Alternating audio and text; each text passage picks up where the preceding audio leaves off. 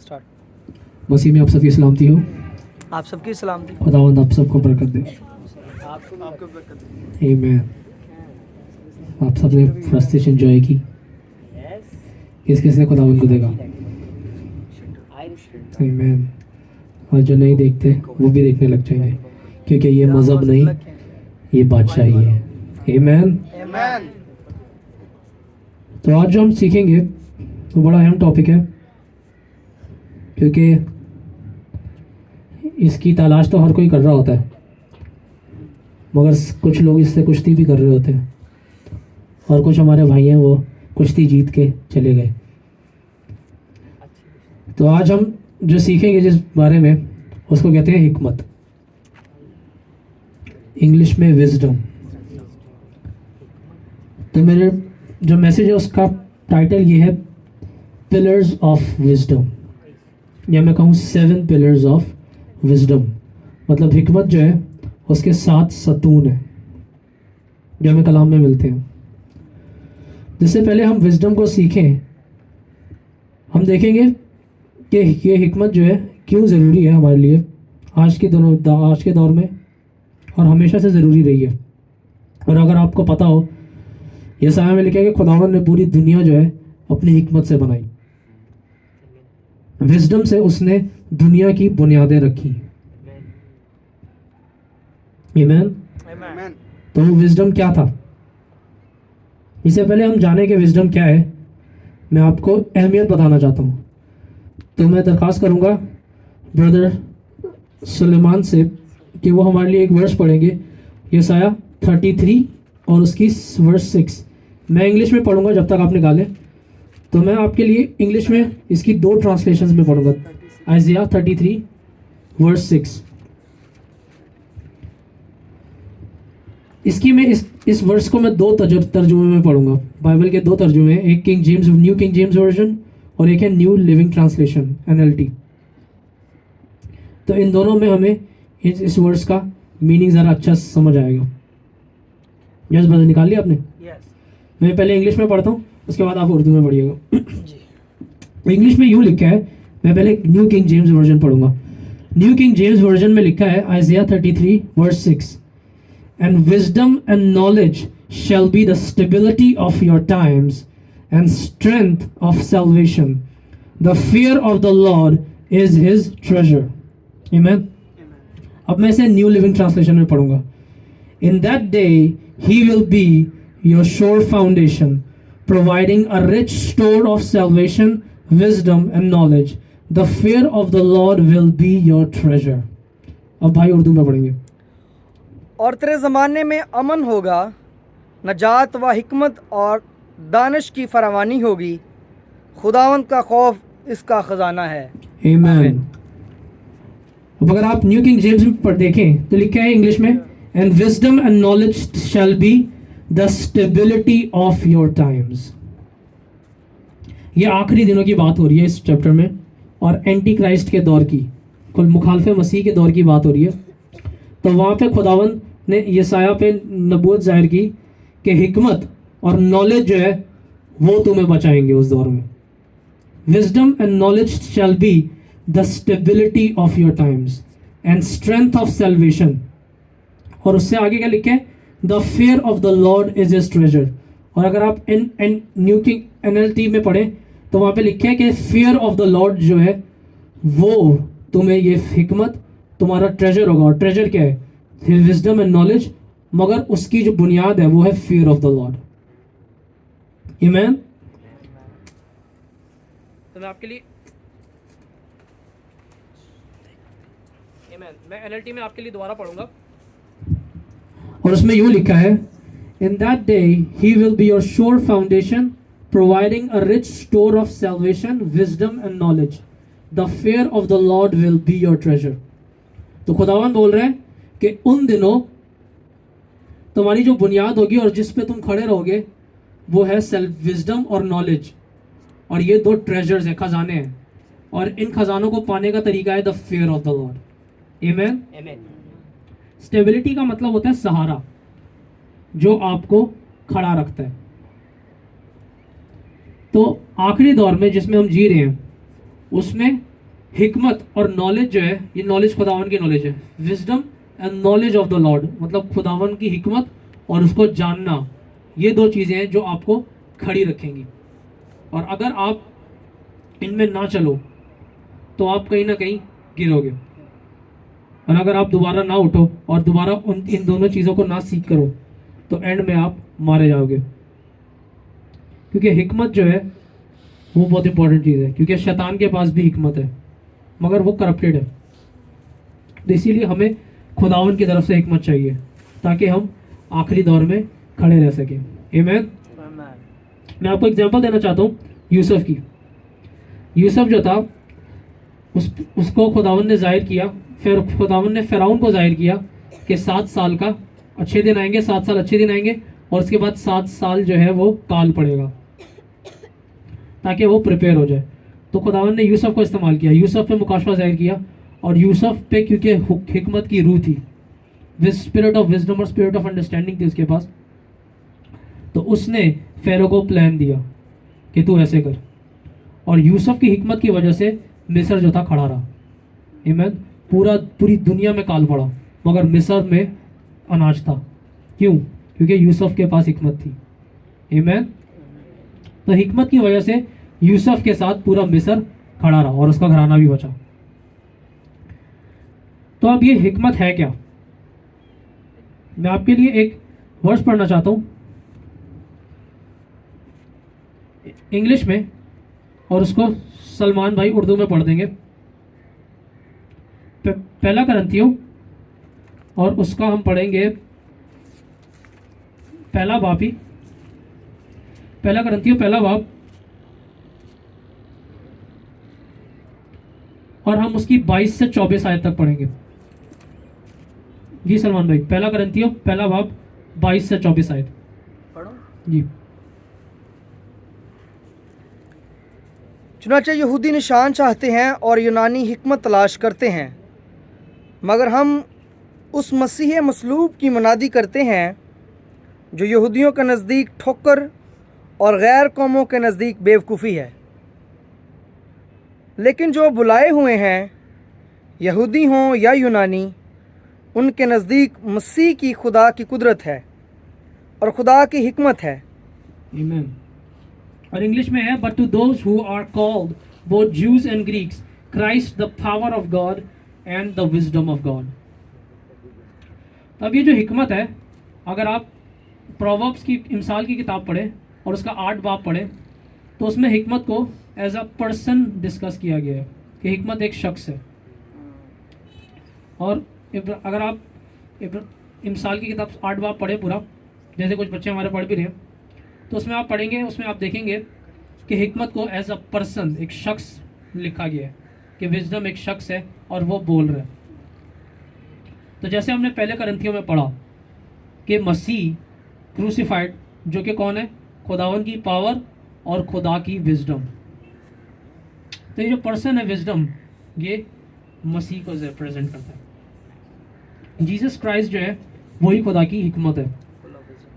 और क्योंकि लिखा है कलाम में कि खुदावन ने हिकमत के थ्रू फाउंडेशंस दी दुनिया की, तो हमें पता है कि इब्तदा में क्या था? कलाम, और कलाम से ही खुदावन ने चीज़ें बनाई। तो ये हिकमत थी खुदावन के साथ, बाप के साथ हिकमत थी, जो कि उसका बेटा था, जिसके साथ मिलके उसने दुनिया बनाई। आमीन। अब हिकमत की हम डेफिनेशन थोड़ी देख लेते हैं। विजडम का जो मीनिंग है वो है एबिलिटी टू अप्लाई नॉलेज। मतलब हिकमत जो है आपको ये एबिलिटी देती है, आपको ये एबिलिटी देती है कि आप जो हो इल्म को अप्लाई कर सको, लगा सको कहीं। फॉर एग्जांपल, एक डॉक्टर है, उसने डिग्री हासिल करके उसने इल्म तो हासिल कर लिया कि कैसे डिजीज़ को डायग्नोज करना है और कैसे पेशेंट आएगा उसको ट्रीट करना है, मगर अब उसने डायग्नोज तो कर लिया, मगर उसको ये नहीं पता, वो जो इल्म है उसको वो इल्म ये नहीं बताएगा कि ये जो डिजीज़ है पीछे ये होती क्यों है, हो क्यों रही है, क्यों आ रही है। तो वो हिकमत से आएगी उसको, और हिकमत उसको कैसे आएगी? तजर्बे से। जो वो उसका साल का तजर्बा होगा तो वो सीखेगा, अच्छा ये मसला था इसके पीछे, इस डिजीज़ के पीछे ये मसला होता है। तो हिकमत जो है आपको ये एबिलिटी देती है कि आप जो नॉलेज आपने सीखी है उसको आप लगा सको सही जगह सही वक्त पे। आमीन। Wisdom is the ability to apply knowledge at right place and at the right time, सही वक्त पे सही जगह। आमीन। एक और एग्जांपल देता हूँ, जैसे एक आपके पास अब जो पायलट होता है, पायलट की जितनी भी साल की ट्रेनिंग होती है उसमें वो सीखते हैं कि जहाज को चलाना कैसे है, उड़ाना कैसे है। मगर कितनी ऊंचाई पे कितनी स्पीड रखनी है और कितनी ऊंचाई पे मतलब कब लैंड करना है और कब मतलब कितना उसने मतलब जो विंग्स के स्पीड होती है वो रखनी है, ये उसको हिकमत से आती है। तो जैसे आप बाइक चलाते हैं, बाइक में आपको कितने गियर पे बाइक चलानी है, कब रोकनी है, कब गियर निकालना है, ये सारी चीज़ें क्या हैं, ये हिकमत से आती हैं आपको। तो डिफरेंट तरह की हिकमत है। तो आपको नॉलेज तो है मगर उसको सही जगह और उसको सही जगह और सही वक्त पे अप्लाई कब कर रहे हैं, तो ये हिकमत बताती है। आमीन।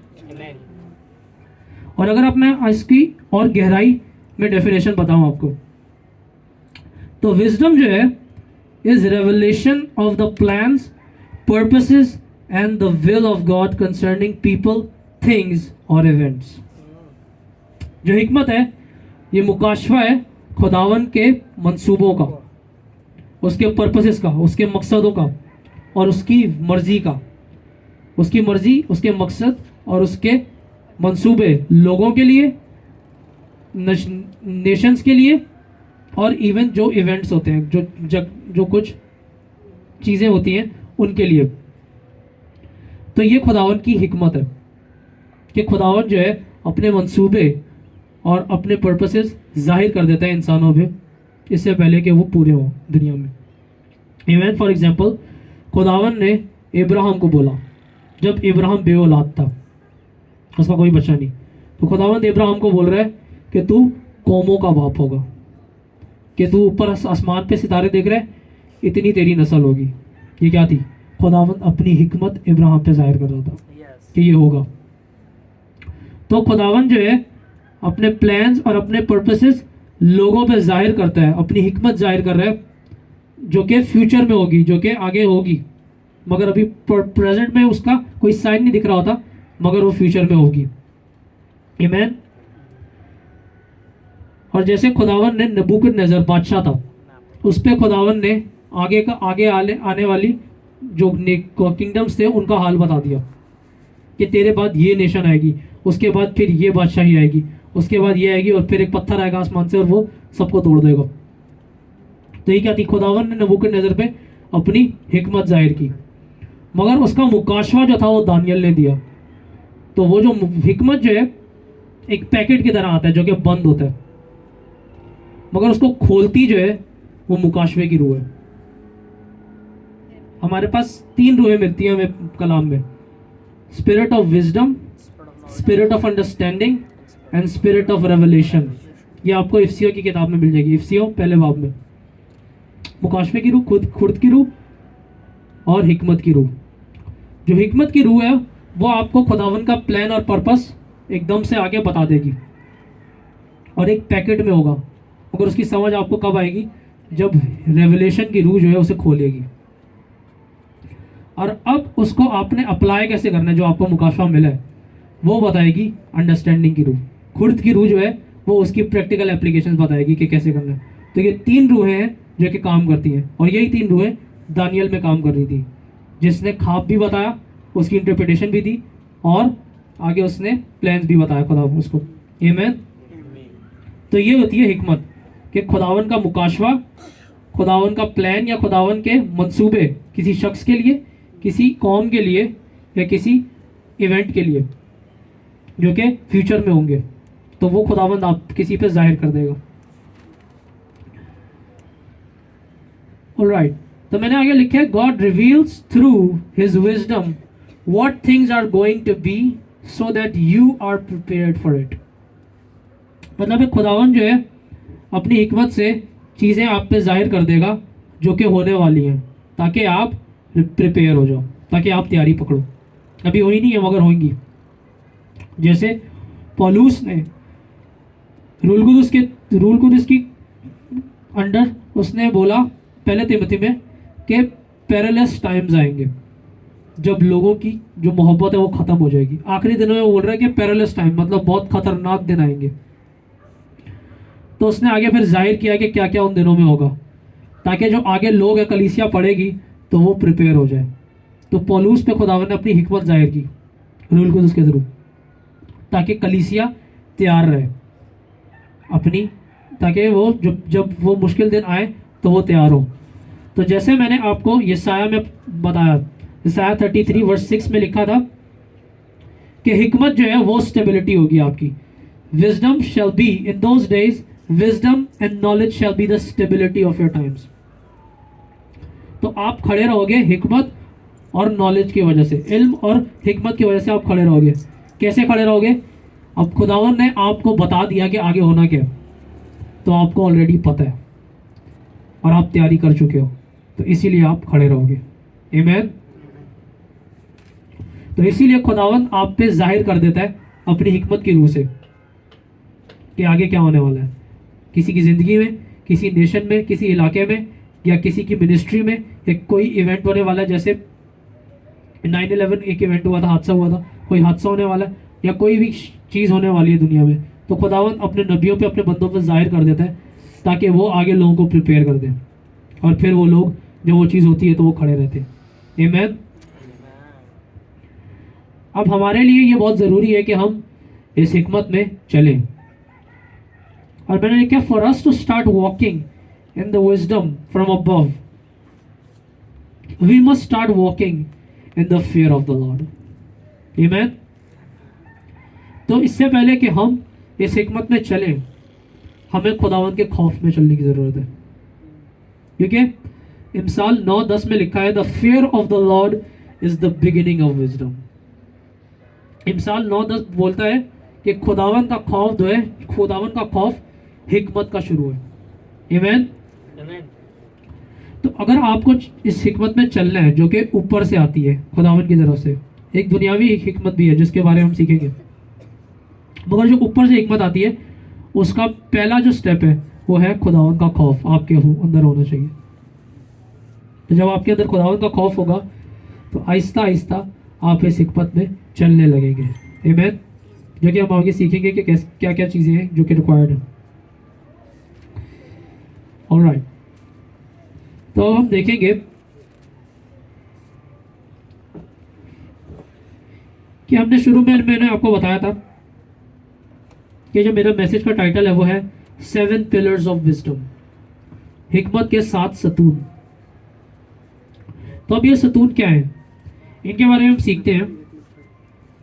जैसे मैंने आपको बताया कि हमें जो है खुदावंत पे ट्रस्ट करने की ज़रूरत है, कि ये बहुत मतलब मुश्किल बात है कि कोई जान जो है, कोई शुरू जो है वो खुदावंत पे अपनी ज़िंदगी ट्रस्ट करे, क्योंकि लोग नहीं करते। कुछ भी हो जाए आपको स्टेबल रहना है, क्योंकि हमने सीखा कि हिकमत और इल्म जो है वो तुम्हें खड़ा रखेगा। तो जब आपके पास हिकमत और इल्म में चल रहे होगे, आपके पास जो ऊपर से आता है, तो आप खड़े रहोगे और आप खुदावंत पे ट्रस्ट कर सकते हो अपनी ज़िंदगी। तो हम सीखेंगे कि जो हिकमत है वो एक शख्स है जो कि खुदावंत यीशु मसीह है, और जो हकीकी हिकमत है वो खुदावंत की तरफ से आती है, और खुदावंत खुद हकीकी हिकमत है, और उसके साथ जुड़े रहना ही आपको हिकमत देता रहेगा। आमीन। True wisdom comes from the Lord, and the Lord himself is true wisdom, and staying connected with the Lord is going to stabilize us in the last days। तो खुदावन के साथ जुड़े रहना आपको हिकमत देगा, और वो हिकमत आपको खड़ा रखेगी आखिरी दिनों में। जो सुलेमान बादशाह था उसने खुदावन से हिकमत मांगी, और असल में उसने मांगा क्या था, उसने खुदावन से सुनने वाला कान मांगा था। He asked for a hearing ear। ये hearing ear क्या है? जो खुदावन की आवाज़ सुन सके। और जब आप खुदावन की आवाज़ सुन सकते हो, आपको खुदावन बताता रहेगा चीज़ें कि क्या होने वाली है, अब क्या होगा, अब क्या करना है, अब आगे क्या करना है, तो आप उसकी मर्ज़ी पूरी कर रहे होगे। और जब आप उसकी मर्ज़ी पूरी कर रहे होगे तो आप प्रोटेक्टेड रहोगे, और आप उसकी मर्ज़ी में चल रहे होगे तो आपको कोई कुछ नहीं कर सकता और आप खड़े रहोगे। तो ये सुलेमान ने मांगा था। Solomon asked for a wise and understanding heart which in Hebrew, और जो उसने मांगा था वाइज एंड अंडरस्टैंडिंग हार्ट, जिसका इब्रानी में मतलब है अ हियरिंग ईयर, सुनने वाला कान। So that I can hear your wisdom and things that are wise. इसने बोला कि ताकि मैं खुदावन की आवाज़ सुन सकूं और वो चीज़ें सुन सकूं जो कि हिकमत रखती हैं। अब मैं आपके लिए एक वर्स पढ़ना चाहता हूं जो कि है प्रोवर्ब्स 9 वर्स 1। सलमान भाई हमारे लिए पढ़ेंगे इमसाल की किताब 9वां बाब और उसकी पहली आयत।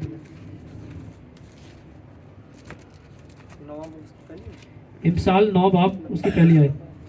हिकमत ने अपना घर बना लिया, उसने अपने सातों सतून तराश लिए हैं। Amen. और इंग्लिश में wisdom has built her house and she has hewn out her 7 pillars. Amen. तो यहाँ से हमें शुरुआत मिलती है कि हिकमत के 7 सतून हैं, मगर इन 7 सतूनों का हमें जिक्र आगे कहीं नहीं मिलता। आप पूरी हिकमत की किताब पढ़ें, पूरा ओल्ड टेस्टामेंट पढ़ लें, आपको इन सतूनों का कहीं जिक्र नहीं मिलेगा। तो यहाँ पे खुदावन ने मिस्ट्री छोड़ दी। अभी जो मिस्ट्री है ये हमें मिलती है खुली हुई नए अहदनामे में, जो कि है याकूब का खत। तो मैं सलमान भाई से दरखास्त करूंगा वो हमारे लिए पढ़ेंगे जेम्स चैप्टर 3, याकूब का आम खत, उसका 3रा बाब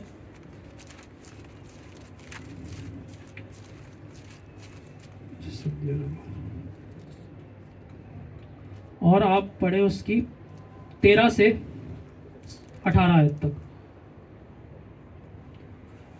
तुम में दना और फहीम कौन है जो ऐसा हो वो अपने कामों को नेक चाल चलन के वसीला से उस हिल्म के साथ जाहिर करे जो हिकमत से पैदा होता है। लेकिन अगर तुम अपने दिल में सख्त हसद और तफरके रखते हो तो हक के खिलाफ न शेखी मारो न झूठ बोलो। ये हिकमत वो नहीं जो ऊपर से उतरती है, बल्कि दुनियावी और नफसानी और शैतानी है। इसलिए कि जहाँ हसद और तफरका होता है वहाँ फसाद और हर तरह का बुरा काम भी होता है। मगर जो हिकमत ऊपर से आती है अव्वल तो वो पाक होती है, फिर मिलनसार, हलीम और तरबियत पजीर, रहम और अच्छे फलों से लदी हुई, बेतरफदार और बेरिया होती है। आमीन। आमीन। तो आपने देखा कि याकूब जो है वो 2 तरह की हिकमत बता रहे हैं। मैं इंग्लिश में पढ़ूंगा इसके 15वीं आयत से। This wisdom is not that which comes down from above but it is earthly, natural, demonic. For where jealousy and selfish ambition exist, there is disorder and every evil thing. और फिर वो आगे बोल रहे हैं कि जो हिकमत ऊपर से आती है, but the wisdom from above is first pure, मेरे साथ बोले pure, then peaceable, gentle, reasonable, full of mercy and good fruits, unwavering, and without hypocrisy. तो ये 7 पिलर्स हैं हिकमत के। आमीन। जो कि हमने इमसाल की किताब में पढ़े कि हिकमत ने अपना घर बनाया है 7 सतूनों में। तो ये वो 7 सतून है जो याकूब बयान करता है।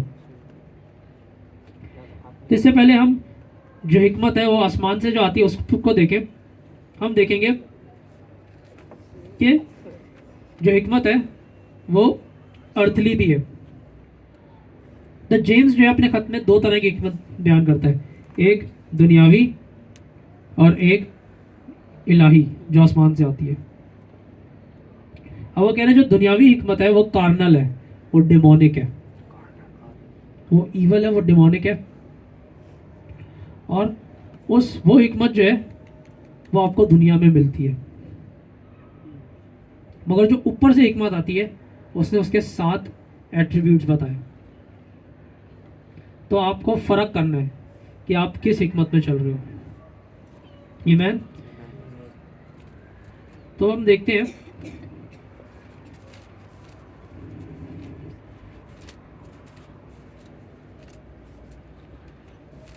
जेम्स, और जेम्स ने बोला कि but if you have bitter jealousy and selfish ambition in your heart, वो कह रहे हैं अगर तुम हसद रखते हो और तुम अपना मफाद पूरा करते हो, डू नॉट बी एरोगेंट, उसने बोला फखर मत करो, क्योंकि and so light against the truth, उसने बोला फखर मत बोलो करो और झूठ मत बोलो। ये जो हिकमत है ये ऊपर से नहीं आती, मगर ये ज़मीनी है, ये ज़मीनी है, नेचुरल है और डिमोनिक है।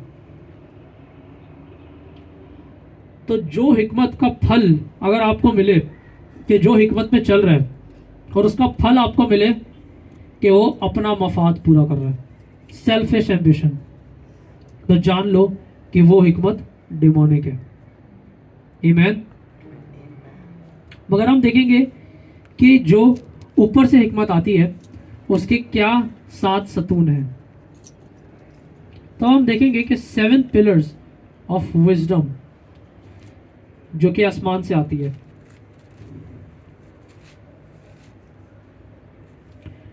तो जेम्स ने पहला पिलर बताया कि वो खालिस है। Wisdom which is from above is first pure, वो खालिस है।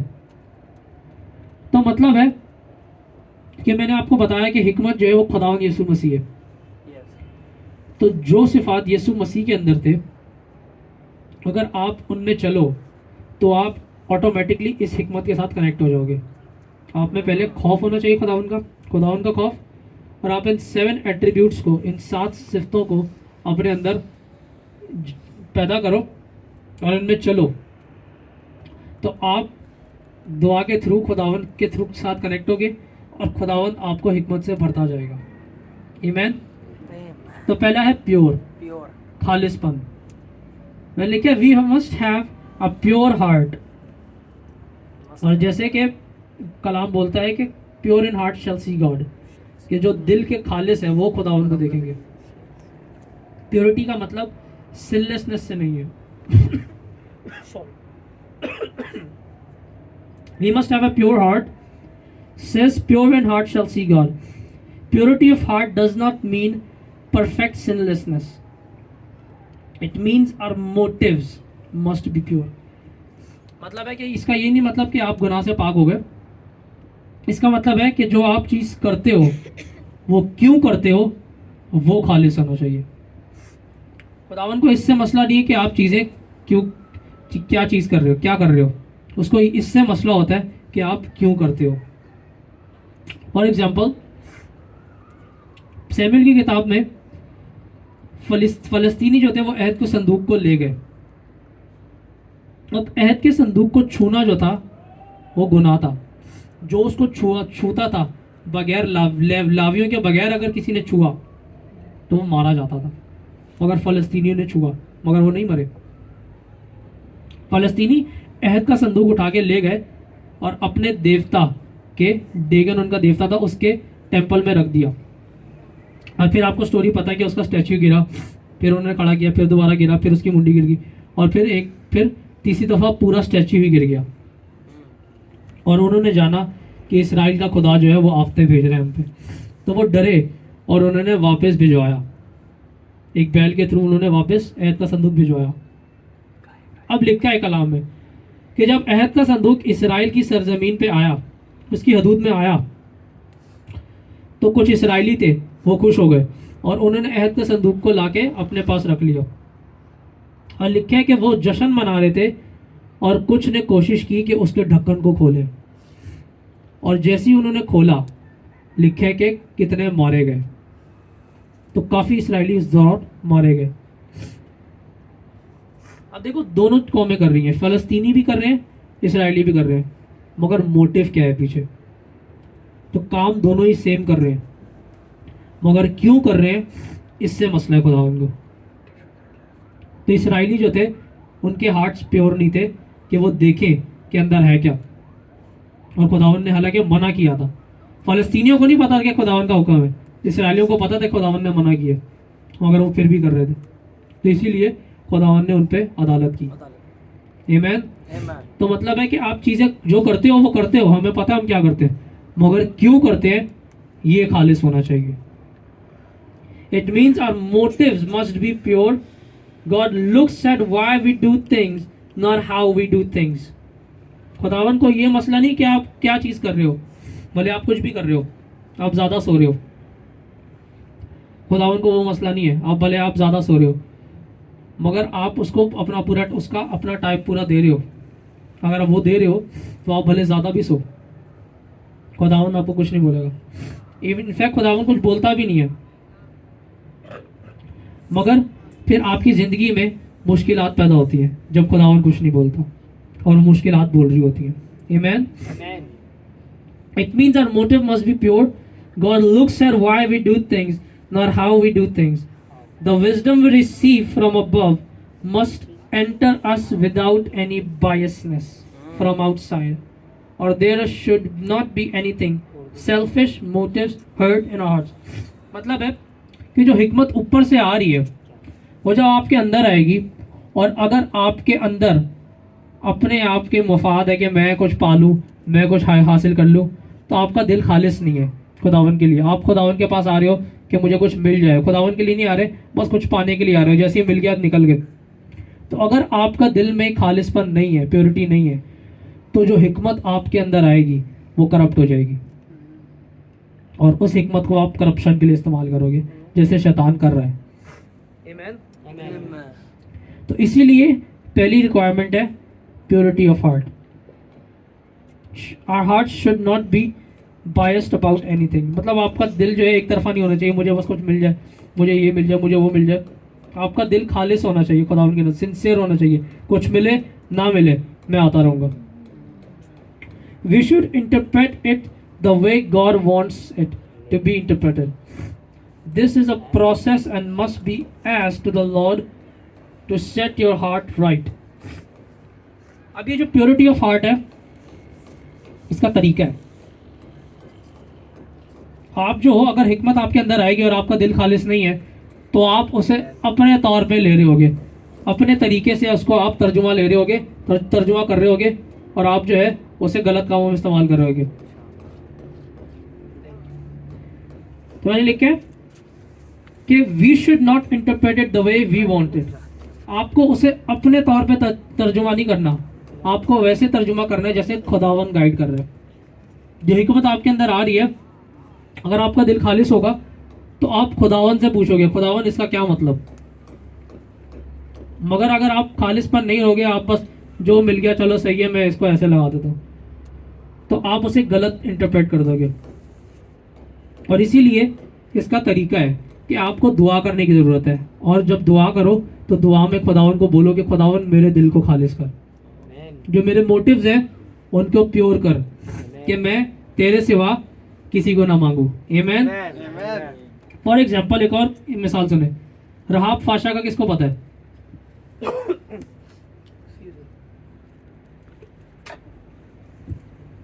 रहाब फाशा जो थी वो एक प्रोस्टिट्यूट थी और उसने झूठ बोला। Rahab lied when she hid the spies. उसने जो स्पाइज आए थे इसराइल की तरफ से, जो जासूस आए थे, उनको छुपाया और उसने हुकूमत से झूठ बोला कि वो यहाँ पे नहीं है, और खुदावन ने अलाउ किया, and it allows it and she ends up being direct lineage of Christ. और खुदावन ने अलाउ किया और इवन वो डायरेक्ट मसीह की नस्ल में एंटर हो गई, मतलब उसी की नस्ल से फिर आगे मसीह पैदा हुआ। कितनी बड़ी बात है।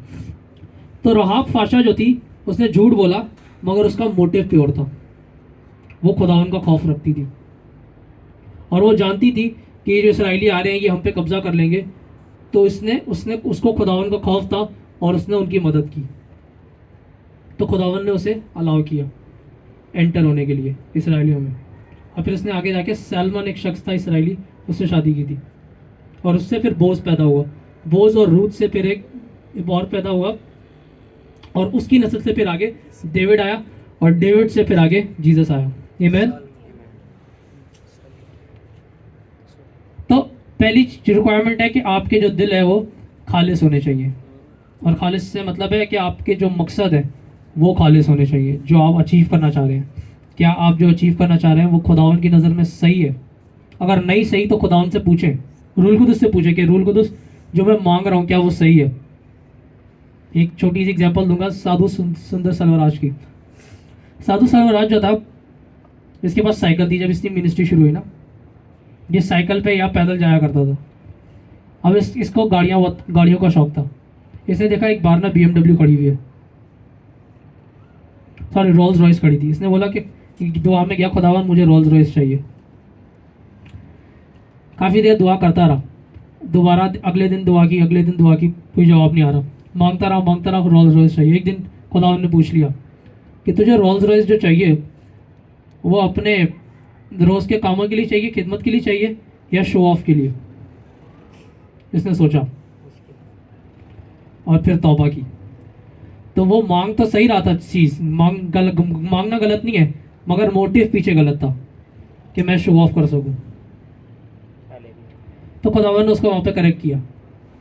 तो ये है कि आप चीज़ें मांगते हो, मगर वो मांग क्यों रहे हो ये पूछो अपने आप से कि क्या उसके पीछे जो फल है वो प्योर है कि नहीं। तो ये पहली रिक्वायरमेंट है कि आप जो हिकमत आपके अंदर आए वो सही तरह से आपके अंदर बसे, उसके लिए आपका दिल खालिस होना चाहिए। आमीन। दूसरी चीज़, दूसरा प्रिंसिपल जो यकूब बताता है वो है पीसेबल। जो हिकमत आ रही है वो है पीसेबल, और उर्दू में उसका है वो अमन से भरी है, कि उसके अंदर अमन है। मतलब है कि अक्सर हमारे अंदर, हम बाहर से तो आराम से बैठे होते हैं, मगर अंदर एक जंग चल रही होती है। आपके अंदर जो है आप अजीब अजीब सोचें आ रही होंगी, आपको गुस्सा भी आ रहा है, आपको प्यार भी आ रहा है, आपको रहम भी आ रहा है, एक ही चीज़ एक ही साथ आई जा रही है, सारी चीज़ें एक साथ आ रही हैं। ये क्या है? ये कॉन्फ्लिक्ट है अंदर का। तो मतलब है कि इट मीन्स इनसाइड पीस। तो अब आपका दिल खालिस हो गया, मगर अंदर जो कॉन्फ्लिक्ट है वो नहीं खत्म हुआ। तो इस कॉन्फ्लिक्ट को खत्म करने के लिए ये एट्रीब्यूट है पीसेबल, कि जो अंदर जो जंग चल रही है उसे खत्म कर दो। इनर कॉन्फ्लिक्ट जो है वो सीज होना चाहिए। It means inside peace, ceasing inner conflict. When you have peace inside, then you will be able to hear from God clearly. मतलब जब आपके अंदर अमन होगा तो आप सही तरीके से खुदावन की आवाज़ सुन सकते हो। आमीन। वरना आपको गुस्सा भी आ रहा होगा, खुदावन की आवाज़ भी आ रही है, आप बोल रहे होगे कि ये क्या है, आप फ्रस्ट्रेटेड रहोगे। तो अगर आप खुदावन की ज़िंदगी पढ़े तो खुदावन was never found to be frustrated. Jesus जो था वो कभी भी कंफ्यूजन में नहीं मिला, वो कभी भी फ्रस्ट्रेट नहीं हुआ। गुस्सा हुआ फकी फरी से भी, गुनाह पे गुस्सा हुआ, मगर वैसे मिनिस्ट्री के दौरान आपको कभी नहीं दिखेगा कि कोई केस आया और वो फ्रस्ट्रेट हो गया हो। हाँ, अपने शागिर्दों पे गुस्सा हुआ कि इनसे क्यों नहीं हो रहा, तो वो कभी भी फ्रस्ट्रेटेड नहीं हुआ, क्योंकि वो उसका बाप के साथ हमेशा कनेक्शन था। तो वो हर रात, रोज रात को दुआ किया करता था, 12 घंटे दुआ। और सोचे वो खिदमत करता था, फिर सोता कब था? तो खुदावंद कितना सोता होगा नहीं पता। तो वो सारी रात दुआ करता था और फिर सुबह खिदमत करता था, और बाप से डायरेक्ट इंस्ट्रक्शन मिलती थी, वो जाके पूरी करता था, फिर अगले दिन की इंस्ट्रक्शन पूरी करता था। ऐसे उसने अपनी 3-3.5 साल की मिनिस्ट्री पूरी की। आमीन। तो वो आपको कभी भी फ्रस्ट्रेटेड नहीं दिखेगा, और कभी भी कंफ्यूज नहीं, उलझन में नहीं फंसा हुआ। ही ट्रूली वॉज एट पीस, और इसीलिए उसका लकब भी है अमन का बादशाह, प्रिंस ऑफ पीस। आमीन। तो वो कभी भी कंफ्यूजन में नहीं मिला और हमेशा पीस में था। तो अब मैंने यहाँ पे एक स्टेटमेंट लिखी है, we should not strive for what is not ours. कितने को समझिए? आपको उस चीज के लिए मेहनत करनी नहीं है जो आपका है ही, जो आपकी है ही नहीं। क्यों कर रहे हैं? खुदावन से पूछे कि खुदावन मेरा क्या काम है, बस वही करें। दूसरे का काम क्यों करते हैं? तो जब दूसरे का काम करेंगे तो मुश्किलात आएंगी, कंफ्यूजन आएंगी, और आपके अंदर जंग चलती रहेगी, ये मैं क्या कर रहा हूँ। तो इसीलिए we should not strive for what is not ours. जो आपकी बुलाहट नहीं है, जो आपको काम दिया हुआ ही नहीं है, वो क्यों कर रहे हैं? जब करेंगे तो फंसेंगे और खुदावन मदद नहीं करता उसमें, क्योंकि आप खुदावन की परफेक्ट विल से बाहर चल रहे हैं, परमिसिव विल में चल रहे हैं। फॉर एग्जाम्पल, जो इसराइली थे उनके लिए परफेक्ट विल थी मन्ना, जो आसमान से आ रही थी। उन्होंने खाना मांगा, खुदावन ने बोला मैं मन्ना दूंगा। फरिश्तों का खाना दिया खुदावन ने, उनको अहमियत नहीं थी। उन्होंने देखा था कि मिस्र में हमने गोश्त खाया, हमें गोश्त चाहिए। गोश्त के लिए रोए, खुदावन को गुस्सा आया। खुदावन ने मूसा को बोला ठीक है, मैं इन्हें गोश्त दूंगा। और लिखे हवा चली और बटेर जो थे वो बटेरों का ढेर लग गया, लाइन अप हो गए, इतने बड़े, इतने ज्यादा बटेर ऐसे जमीन पे पड़े रहे। और क्या लिखा है कि उन्होंने खूब खाया, मगर उसके पीछे फिर कॉन्सिक्वेंसेस थे। खुदावन ने बोला कि मैं इनको इतना भर दूंगा, इनके नस्लों से ये बाहर निकलेगा। और उन पे कहर आया और काफी मारे गए। तो ये क्या थी? जो बटेर थे वो परमिसिव विल थी, खुदावन ने अलाउ किया, चलो ये भी खा लो। मगर परफेक्ट विल मन्ना थी, उससे बाहर आ गए। और जब तक लिखा वो मन्ना खा रहे थे, उन पर कोई मुसीबत नहीं आई और उनकी सेहतें खराब नहीं हुई और इवन वो थके भी नहीं। मगर जैसी बटेर खाए, काफी तो मारे गए और कुछ बीमार हो गए। तो परफेक्ट विल से बाहर। तो इसीलिए जब आप परफेक्ट विल से बाहर जाते हो, आप परमिसिव विल में जाते हो, तो आप दूसरे की मेहनत कर रहे हो जो आपकी है ही नहीं। वो उसकी कॉलिंग है, वो दूसरे ने चर्च खोला, चलो मैं भी चर्च खोल लेता हूँ। पैसे है ही नहीं, चलो वो फंड ले लेते हैं। लोन लिया, लोन अब पूरी जिंदगी पूरा करते रहोगे। तो जो मर्जी है वो पूछो, इजी काम करो ना, खुदावन की तरह चलो। खुदावन ने मर्जी पूछी वो आपसे, जो नहीं था, जो उसके लिए नहीं था उसने किया ही नहीं। जिसको शिफा नहीं देनी थी उसने नहीं दी, भले वो मर जाए। तो हमारे ऊपर मसला नहीं, हम सबको हॉस्पिटल में जाओ, सबको हील करते हुए जाएंगे। जो आपकी मर्जी नहीं है वो मत पूरी करें, पूछें और फिर पूरी करें। जैसे एग्जांपल है, लाइव एग्जांपल है हमारे उस्ताद चारुल फिलोमन खान की। उस्ताद जी अभी हैदराबाद में है, वो आ जाएंगे आज। अब खुदा उनके दिल में आया कि मैं यहाँ पे मसले हो रहे थे, उन्होंने बोला कि मैं कन्वेंशन करवाता हूँ कुरंगी में। और क्या हुआ, उन्होंने ये चीज़ खुदावन के सामने नहीं रखी, मगर खुदावन ने मना कर दिया। और खुदावन ने एक वीडियो के थ्रू उनको जाहिर किया कि जो मेरी मर्जी नहीं है वो मत पूरी करो। जिस इलाके में मैंने नहीं बोला, शैतान की टेरिटरी में मत जाओ। तो जब खुदावन ने अलाउ नहीं किया तो वो फिर नहीं किया, उन्होंने मना कर दिया। तो ये थी, अगर वो जाते हैं वहां पे, मसा आता मगर मर्जी नहीं होती और हमें वो रिजल्ट्स नहीं मिलते जो वो एक्सपेक्ट कर रहे थे।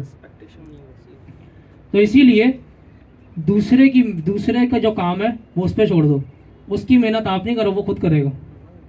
We should not strive for what is not ours and do not compare with others. अब दूसरों से कंपेयर करते हैं, जी उसके पास गाड़ी है मेरे पास क्यों नहीं है, जो उसके पास बीवी है मेरे पास क्यों नहीं है, जो उसके पास बच्चे हैं मेरे पास क्यों नहीं है। आपके लिए मर्जी होगी तो होगा ना, पूछो खुदावन से।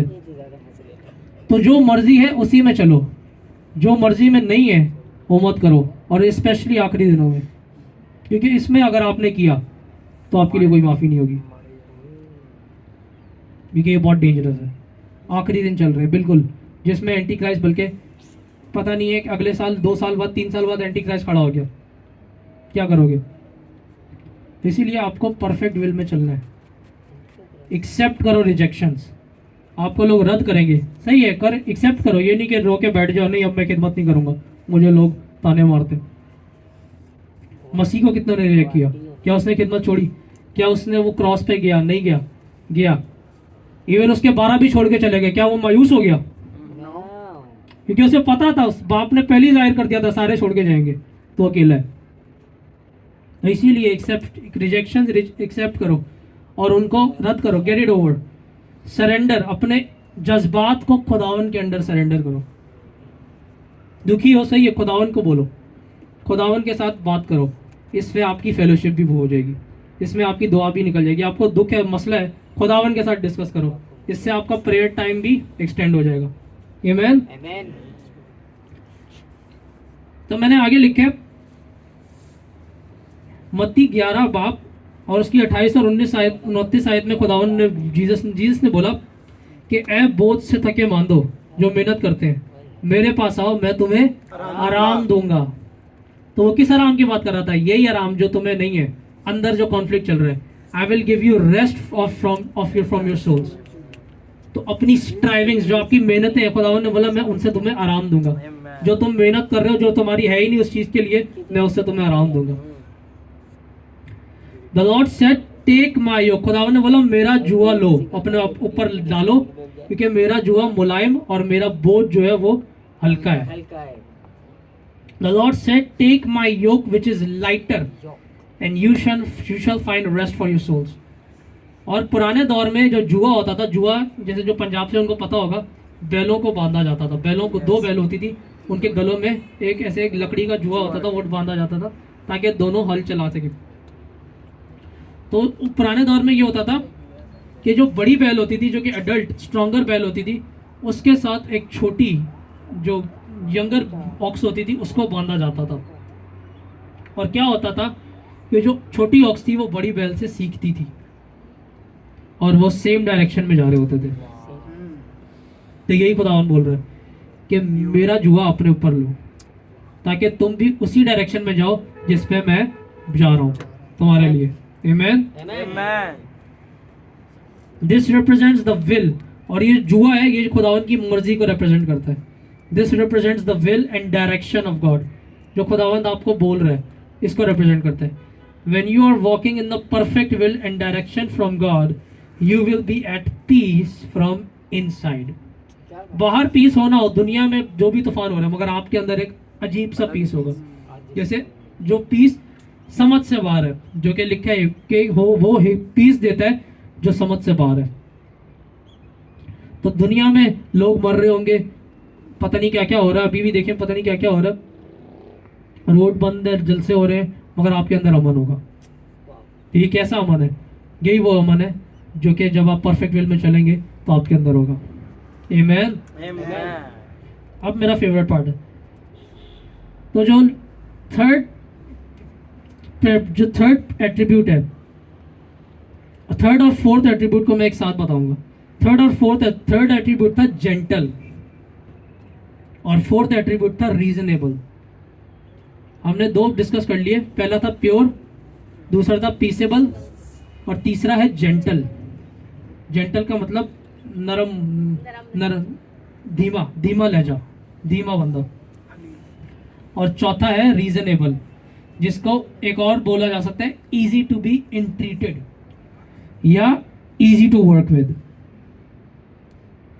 जेंटल का मतलब है कि आप धीमा, मसला हो रहा है, आपने कहा शोर शराबा नहीं, आप लाइटली सबसे बात कर रहे हो, सॉफ्टली, कोई मसला नहीं। जहाँ पे गुस्सा होना वो अलग है, गुनाह पे गुस्सा हो, किसी को करेक्ट करना है, वहाँ पे अगर गुस्सा होना पड़ रहा है तो हो। मगर कोई आपके कोई मसला हो गया, जैसे स्पीकर नहीं, मीटिंग होनी है, स्पीकर नहीं चल रहा हो, आप शोर मचाने लग जाओ। कभी आपने देखा शान भाई को ऐसे, उस दिन स्पीकर मिक्सर खराब हो गया, वो उन्होंने गुस्सा नहीं किया, उन्होंने लाइटली सबसे बात की, हालांकि हमारी गलती थी, मगर उन्होंने लाइटली बोला चलो जाओ बनवा के आ जाओ। तो धीमा, जेंटलनेस, ये नहीं कि शोर शराबा करने के हाय ये क्या हो गया वो क्या हो गया, और इससे क्या होगा, फ्रस्ट्रेट हो गया, दूसरों को भी कर रहे हैं, अपने अंदर भी पीस नहीं हुआ और आप पूरा माहौल खराब कर दिया। तो जेंटल बंदा, और ये जेंटल जो है ये लीड करते हैं। अगर आप धीमे हो तो आपके अंदर ये क्वालिटी भी होगी कि आपके साथ लोग आसानी से काम कर सकते हैं। easy to be entreated, reasonable, easy to work with।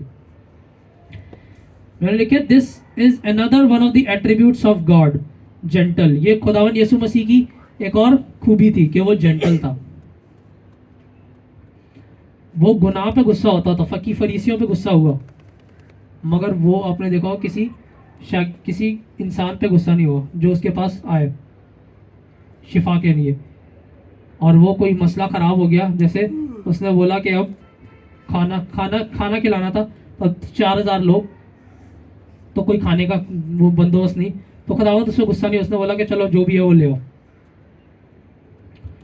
तो खुदावन जो था वो gentle, easy to work with, जो भी हो जाए डोंट फ्रीक आउट, जो भी हो जाए शोर शराबा नहीं करना, कुछ भी हो जाए आपके लिए, आपके जिंदगी में कुछ भी हो जाए, what ever happens you don't freak out and make noise, but are soft and deal the situation gently.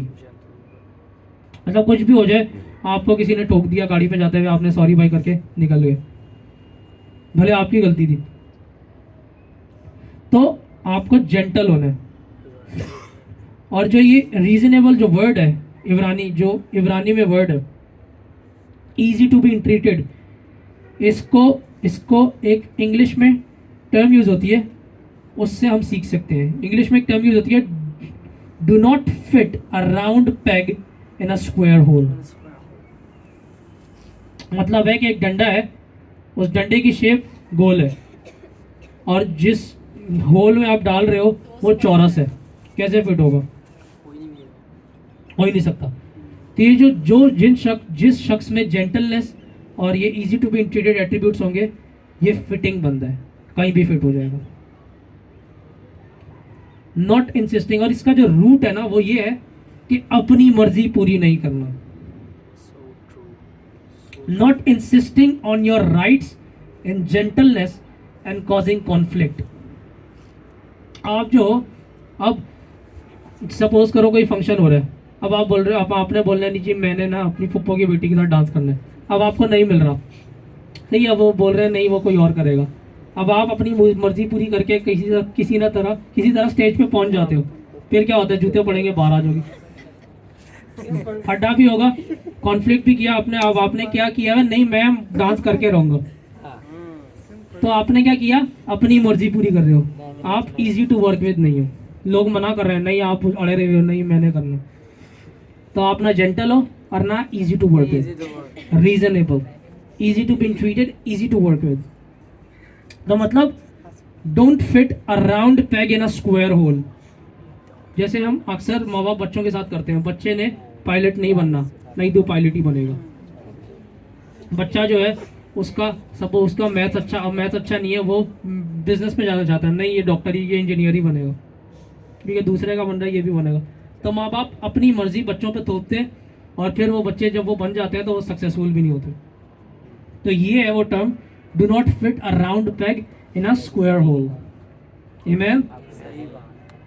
तो इसमें ये होता है कि आप अपनी मर्जी पूरी करना चाहते हो, और इसके पीछे क्या है? फखर, कि नहीं मैं ये करके ही रहूंगा।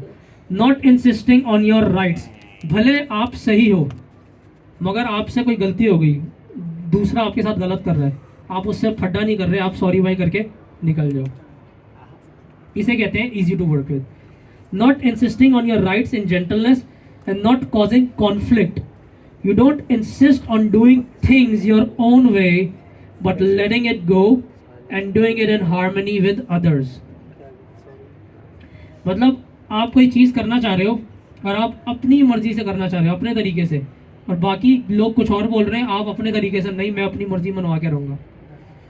तो सही तरीका क्या है कि आप लेट गो करो, चलो कोई नहीं, सबके साथ मिलके करते हैं और सब आपस में मिलके काम करें, इसे कहते हैं इजी टू वर्क विद। आमीन। अब इसका यह मतलब नहीं है कि आप टॉलरेट करो, आप गुनाह को बर्दाश्त करो, या आप कॉम्प्रोमाइज करो रास्तबाजी।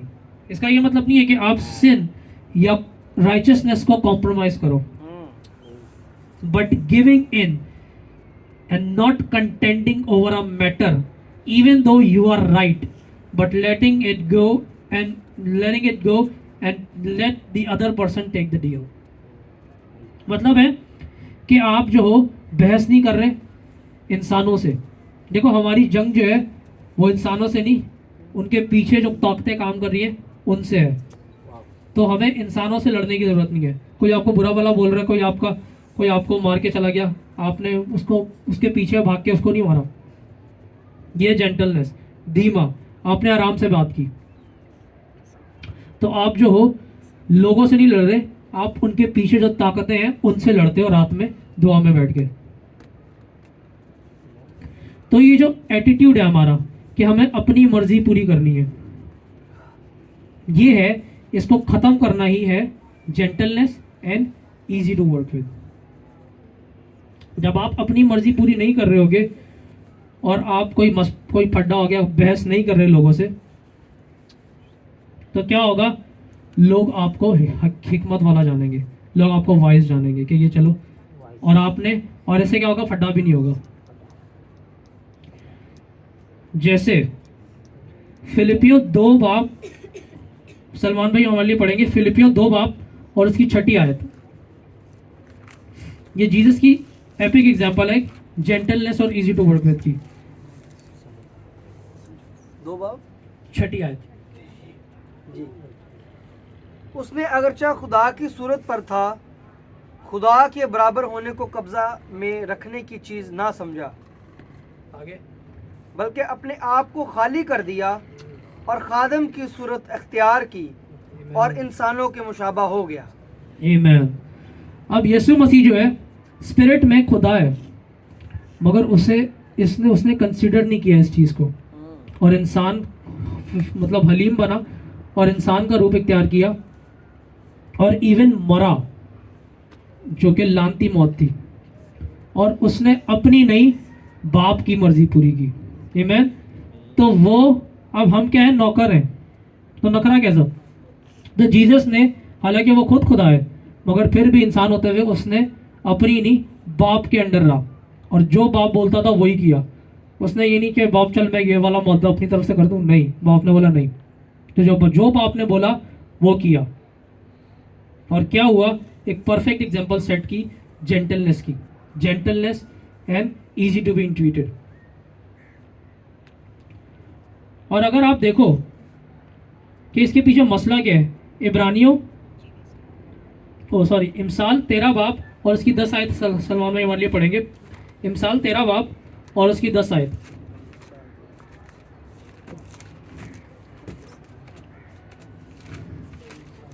अब बड़ी मजे मजे की वर्सेस आएंगी आपके लिए।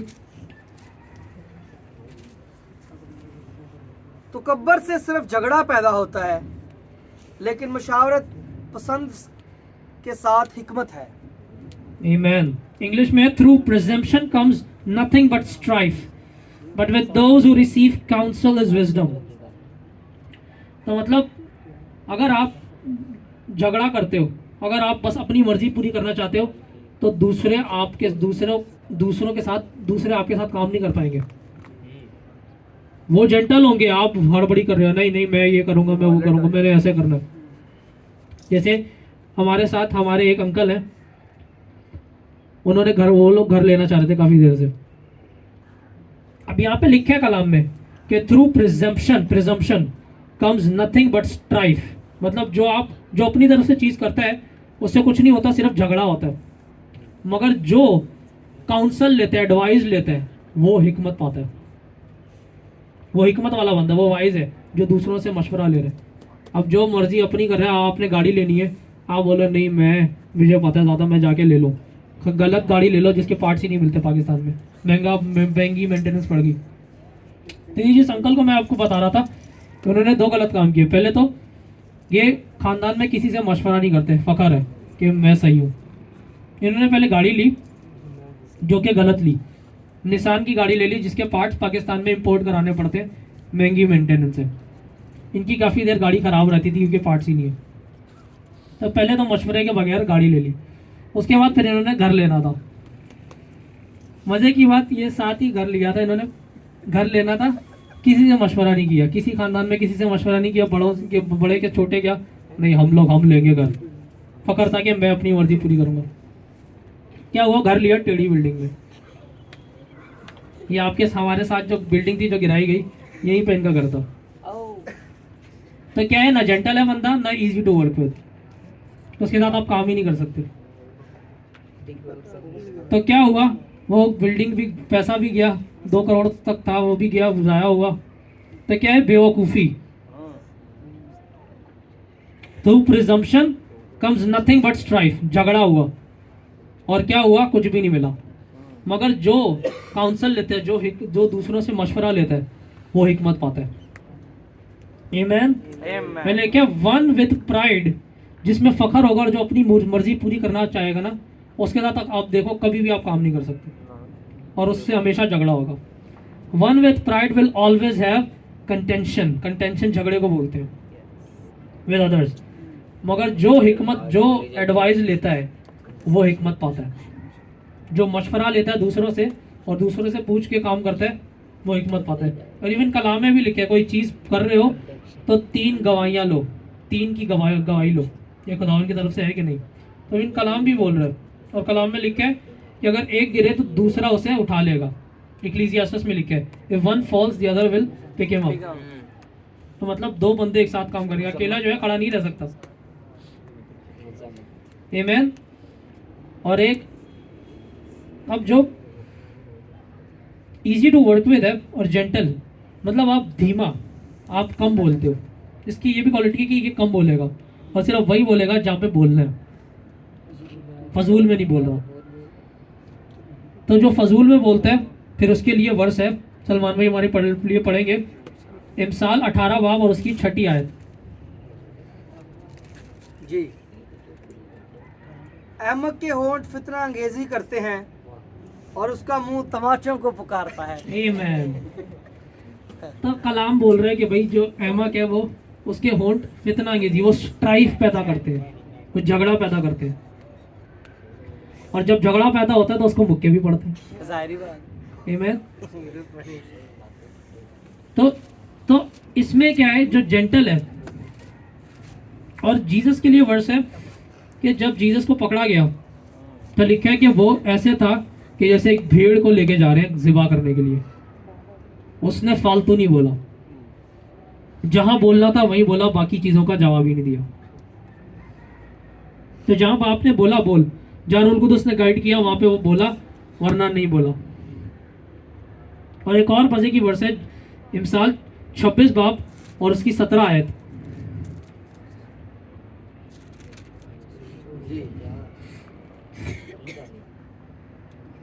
जिस तरह लोहा लोहे को तेज करता है। 26-17 जी 26-17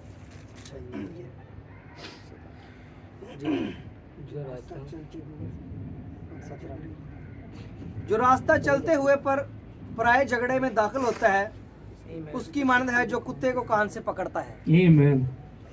अब जो झगड़ा आपका है ही नहीं उसमें हाथ डालोगे तो ऐसे है कि आप कुत्ते को कान से पकड़े तो वो तो काटेगा। तो वही जो मर्जी है ही नहीं वो पूरी करनी है, जो झगड़ा अपना है ही नहीं उसमें घुसना है तो अगला तो मारेगा और कोई छुड़ाएगा भी नहीं। तो ये वो वैसे वो लोग हैं जो जेंटल नहीं होते और जिनके साथ आप काम करना आसान नहीं होता। तो पराये झगड़े में हाथ डाल रहे हैं। भाई अपना काम करो, जो है वो मर्जी पूरी करो, निकलो दुनिया से, क्यों पराये काम में पड़ना। तो ये एट्रीब्यूट हमें होना चाहिए जो कि है जेंटल और इजी टू वर्क विद, जो मसीह में था। आमीन। अब आखिरी 3 जल्दी से हम देखेंगे। जो पांचवा फ्रूट है वो है mercy and good fruits. Mercy, रहम और अच्छे फल। तो जो हिकमत आसमान से आती है तो जिस शख्स में होगी वो उसके अंदर रहम भी होगा और वो अच्छे फल बो रहा होगा। रहम, ये रहम जो है ये एक्टिव कंपैशन है। मतलब जैसे जीसस में था, जीसस ने किसी को मुसीबत में देखा, कोई मसला उसके पास आया, उसने रिजेक्ट नहीं किया, उसने दुआ की और खुदावन से रहम मांगा, उसको रहम आया। जैसे एक एग्जांपल है, उसने देखा कि एक खुदावन एक जगह से जा रहा है जो कि लूका 9 बाब में है कि जो बेवा का बेटा खुदावन ने जिंदा किया था। तो लिखा है वो खुदावन जा रहा था और उसने देखा एक जनाजा जा रहा है, और वो जो जनाजा था एक बेवा के बेटे का था, और लिखा कि खुदावन को तरस आया क्योंकि उसका एक ही बेटा था, और खुदावन ने जाके उसको हाथ रखा और वो उठ गया। तो मतलब है कि ये एक्टिव कंपैशन है, आपके अंदर जो रहम है वो जिंदा है। अगर आप किसी को मुसीबत में देखोगे, भले उस बंदे की उसकी गलती हो, आप उसे रद्द नहीं करोगे, उससे डांटोगे नहीं, आप उसकी मदद कर रहे हो। Active compassion meaning you are merciful to others and when you see them in trouble you act and help them, therefore active. जैसे ही आपने देखा कोई मुसीबत में है तो आप उसकी मदद कर रहे हो, रहम दिल। तो इसीलिए कलाम में लिखे कि रहम करो तो तुम्हारे ऊपर रहम किया जाएगा। Be merciful and you shall receive mercy. तो रहम रखना है हमने। You help them without rebuking, even इंसानों पे रहम करना है, बदरूहों पे और शैतान पे नहीं कि नहीं है ये शैतान है चलो इसको भी माफ कर देते, नहीं। अगर आपने उसको माफ किया तो वो आपको तबाह कर देगा। तो हमने इंसानों को माफ़ करना है, इंसानों पे रहम करना है, गिराए हुए फरिश्तों और बदरुओं पे नहीं, क्योंकि उन पे खुदावन ने रहम नहीं किया। जब खुदावन नहीं रहम करा तो आप क्यों कर रहे हो? तो खुदावन की राहें सीखो। आमीन। तो उसके पीछे वजह है कि खुदावन क्यों नहीं करता। You help them without rebuking even if it is their fault for getting in trouble. मतलब आप लोगों की मदद कर रहे हो।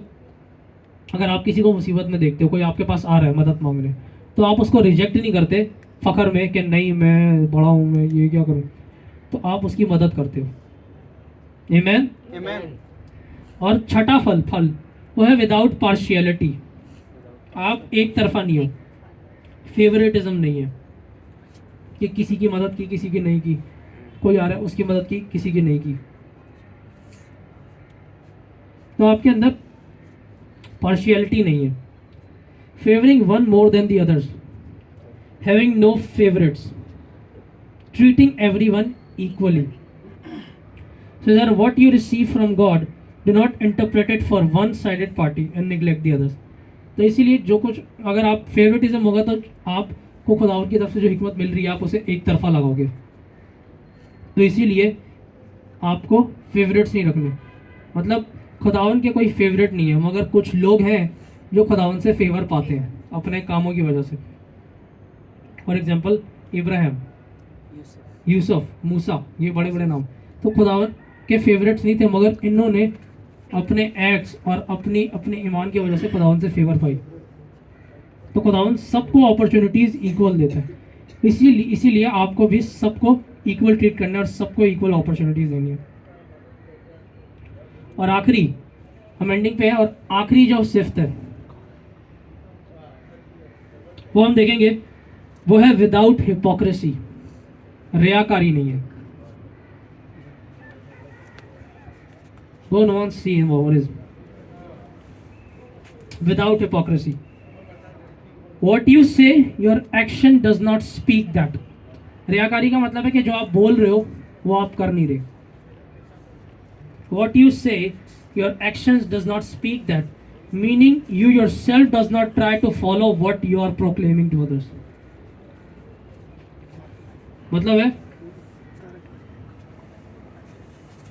मतलब है कि जो आप दूसरों को सिखा रहे हो वो आप खुद नहीं कर रहे। तो ये होती है हिपोक्रेसी। और अगर आप दूसरों को सिखा रहे हो खुद नहीं कर रहे, तो क्या होगा कि जब आप दूसरे जो कर रहे होंगे, जो दूसरे कर रहे होंगे और वो सही होगा, आपको उन पर गुस्सा आएगा, आप फ्रस्ट्रेट होगे, आप झगड़ा भी करोगे और आप इन सारे एट्रीब्यूट्स में नहीं चल रहे होगे। तो इसलिए हमें रियाकार भी नहीं बनना। जो सुना रहे हैं, जो प्रोक्लेम कर रहे हैं, उस पर कोशिश करनी है कि हम खुद भी अमल करें। पहले तो खुद अमल करेंगे तो फिर सुनाएंगे। आमीन।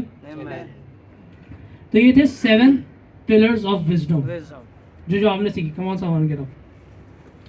तो आज हमने सीखा कि हिकमत क्या है और हिकमत में कैसे चलना है। पहला है कि आपको खुदावन के खौफ में चलना है और खुदावन के खौफ में चलते हुए दुआ करनी है और खुदावन के साथ कनेक्टेड रहना है।